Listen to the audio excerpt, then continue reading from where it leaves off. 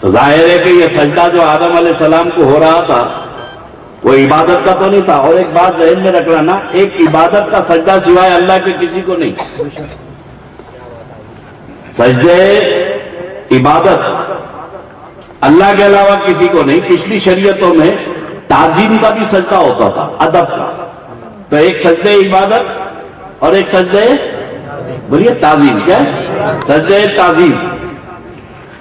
سجدے عبادت اللہ کو, تو اللہ نے جو آدم علیہ السلام کو سجدہ کروایا وہ عبادت کا نہیں تھا, عبادت تو اللہ کی کر رہا تھا. فرشتوں کی جماعت میں تھا, اللہ کی عبادت کر رہا تھا. اللہ نے آدم کو سجدے کا حکم دیا, آدم کو سجدہ کرو.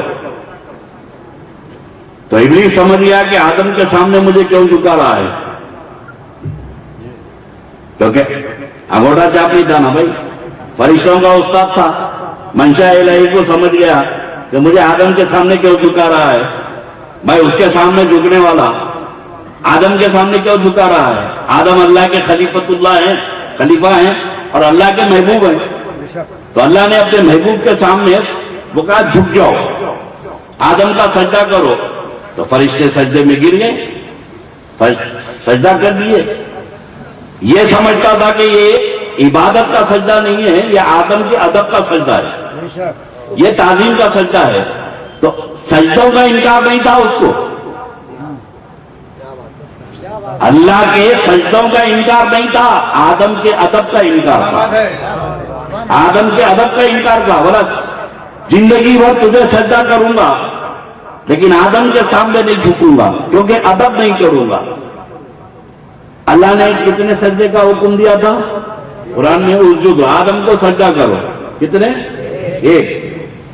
اللہ نے تو ایک سجدے کا حکم دیا, فرشتے سجدوں میں گر گئے, سجدے میں گر گئے. اب جب سجدے سے سر اٹھائے تو جناب کھڑے ہوئے ہیں, اللہ سے بحث کر رہے. اور یہ بحث کرنے کی بھی وہی کی عادت ہے, کھڑے ہوئے کی بحث کرتے. علم کا ہو رہا ہے, کھڑے ہوئے. حضرت آپ جو بولے تو بات جو سمجھ میں نہیں آئی, اس کا مطلب یہ ہے مطلب یہی وہیں سے چلا ہے بحث کرنا. استاد چھوڑ دیا, شاگرد اب تک کر رہے ہیں, اب اللہ سے بحث کر رہا. اور اللہ کا جلال فرشتوں نے دیکھا تو اللہ نے کہا تھا سجدہ کرو ایک. جیسے آپ نماز میں 2 سجدے کرتے ہیں نا بھائی, ہر رکعت میں 2 سجدے کرتے ہیں. سجدہ تو ایک تھا, حکم تو ایک تھا, یہ 2 سجدے کیوں کرتے ہیں؟ تو 2 سجدوں کا مطلب کیا ہے؟ پہلا سجدہ تو اللہ کے حکم کیا کرے فرشتے, جب سر اٹھائے تو اللہ کا غضب و جلال دیکھے کہ اللہ لعنت بھیج رہا ہے ابلیس کے اوپر, یہ اکڑ کے کھڑا ہے, تو بغیر بولے فرشتے دوسرا سجدہ کر دیا. بغیر بولے فرشتے دوسرا سجدہ کر دیا. پہلا سجدہ حکم کا تھا اور دوسرا سجدہ بچ گئے. شکرانے کا سجدہ ہے, اللہ تعالیٰ شکر ہے بچ گئے. اب اس کو نکالا اللہ نے لعنت بنا کر. اور خدا کا اتنا ماننے والا, قصص الانبیاء میں لکھا ہے کہ حضرت موسیٰ علیہ السلام اللہ سے کوہ طور پہ کلام کرنے جا رہے ہیں, راستے میں مل گیا اور رو رہا ہے. اتنا رویا کہ اللہ کے نبی رکے, بولے ابلیس کیوں رو رہا ہے؟ بولے آدم بہت تھک گیا, موسیٰ بہت تھک گیا. زمین پر ایک بارش جگہ نہیں ہے جہاں میں نے سجدہ نہیں کیا اللہ کا, ہر جگہ میں نے سجدہ کیا, کوئی جگہ میں نے نہیں چھوڑی روئے زمین پر جہاں میں نے سجدہ نہیں کیا. بہت تھک گیا موسیٰ, اللہ سے کہو معاف کر دے. اتنے سجدے کرانا, وہ ایک نہیں کرا تو کیا ہوا, اتنے سجدے کرا. موسیٰ کلیم اللہ کو رحم آیا, اللہ سے کلام کر کے جب جا رہے تھے تو واپس آئے تو بولے مولا ابلیس ملا تھا, بہت شرمندہ ہے, اور کہا کہ ایک سجدہ نہیں کیا, مگر زمین پر ایک بارش زمین باقی نہیں ہے جہاں پر اس نے سجدہ نہیں کیا, اور اس سے معافی چاہتا ہے, معافی کا خواستگار ہے, معافی کی درخواست پیش کر رہا ہے. تو پروردگار نے فرمایا موسیٰ جا کر اس سے کہہ دو کہ آدم کی قبر کو سجدہ کر دے, میں معاف کر دوں گا. آدم کی قبر کو سجدہ کر دے, میں معاف کر دوں گا. موسیٰ علیہ السلام بڑی خوشی خوشی آئے, پوچھا موسیٰ کیا ہوا؟ بولے ابلیس مبارک کام بن گیا تیرا. کیا ہوا؟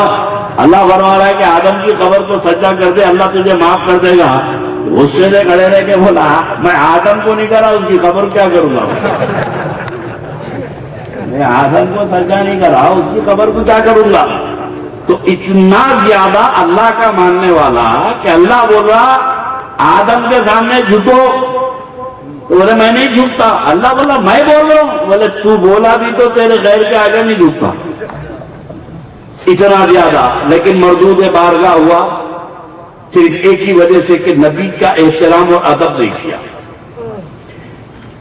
تو اہل سنت والجماعت کے پاس جو بنیاد ہے ہمارے مذہب کی وہ ہے ادب. اور تقی زبان کا ماورا ہے کہ با ادب با نصیب اور بے ادب بد نصیب. آدمی عبادت کر کے اس مقام پہ نہیں پہنچتا جہاں ادب کر کے پہنچ جاتا ہے. اور عبادت کر کے مقام پہ پہنچتے پہنچتے بے ادبی کر کے پھر مقام سے واپس آ جاتا ہے. تو یہ ایک ادب ایسی چیز ہے ادب اور بے ادبی کہ آدمی کو پل بھر میں کہاں سے کہاں پہنچا دیتا ہے.